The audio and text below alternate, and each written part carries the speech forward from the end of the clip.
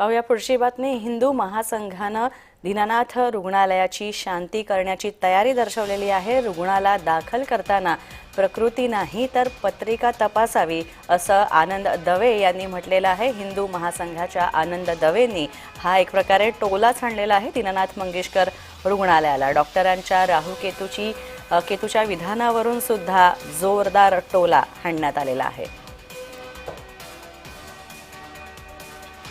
विचार करतोय उद्या जाऊन तिथे राहूकेतूची शांती करावी, कारण हॉस्पिटल एक पत्र पण देणार आहे की तिथे एक वेगळं ग्रहशांतीचं एक रूमच वेगळा करावा पेशंटसाठी।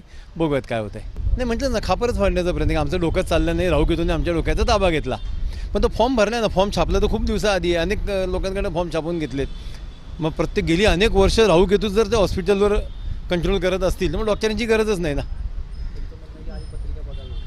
आधी रुग्णाची पत्रिका बघा, त्याची ग्रहशांती करा, कुठल्या डॉक्टरबरोबर त्याची पत्रिका मिळते ते बघा, त्याला त्याचे उपचार करू द्या। रुग्णाला ग्रहांच्याच भरोश्यावर ठेवा असं आमचं म्हणणं आहे।